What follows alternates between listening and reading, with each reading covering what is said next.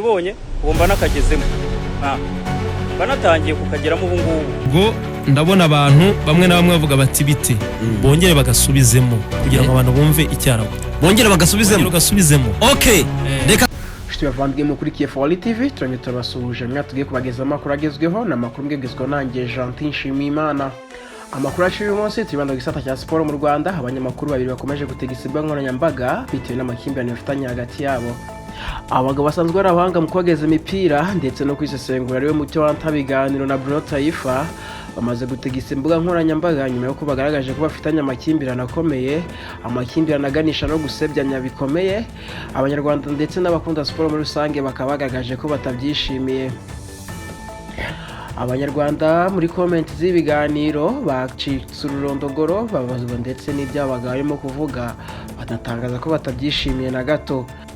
Nyuma yuko abagabo babiri bamwe bakomeje genda bakora ibiganiro kuri za Instagram ndetse na YouTube bagaragaza amakosa ya bamwe muri bo ndetse bakanavuga byinshi cyane bitari bikwiye kujya mu matwi y'abanyarwanda.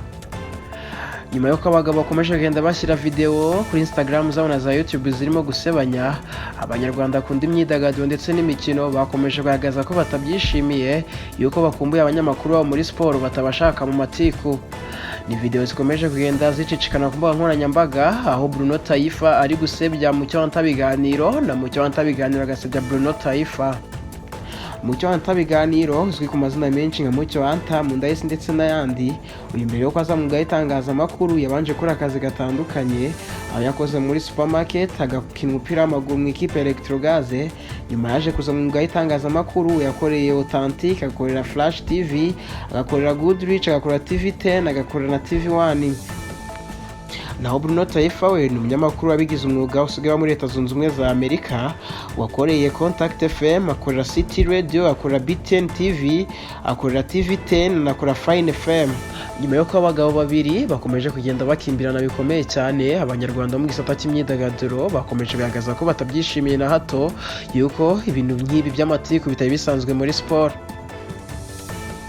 Jeskiza Mupanga ari mu babimburiye abandi kuvuga yuko yatabyishimiye na gato, avuga yuko akumbuye abanyamakuru basesengura yuko ari byo yaramenyereyeho bakareka iby'amatiku n'ibyo gushyirwa hanze. Yavuze yuko abantu b'abagabo batagomba kwishyira hanze ngo basebanye bituma byanduza isura yabo. N'abanyarwanda muri rusange bakomeje kugaragaza ko batishimiye ibi kuko mu makomenti y'ibiganiro biragaragaza ko batabyishimiye. Bruno Taifa shinja Mucyo Antha kutagira icyubahiro nyuma yuko Antha yibasira imwe mu basaza bakora imikino hano mu Rwanda, akamutangaza amwe mu makuru adashimishije.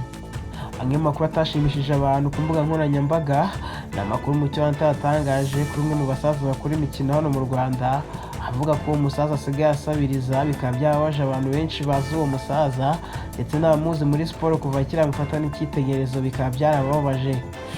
Andi makuru atashimishije abantu ni amakuru Bruno Taifa yatangaje kuri Antha harimo gufata Kungufu. Abantu benshi bakaba bavuze ati ibi ni ibyaha bikomeye bya bikwiye kujya mu rukiko, ntabwo byari ngombwa kubivugira aha, bakaye babivuze kera. Akaba ari nayo mpamvu abantu bavuze ati bari kwishyira hanze bikomeye, bagakwiye kuba nk'abantu b'abagabo bagakemura ibibazo aho gushyirana hanze mu buryo budasanzwe. Bavandimwe mukurikira Foli TV, ni nta dusoreje amakuru yacu agezweho uyu munsi. Mukomeze mukore subscribe muduhe inkunga ku biganiro byacu. Naho ngiye yari Jantin Nshimiyimana, murakoze cyane.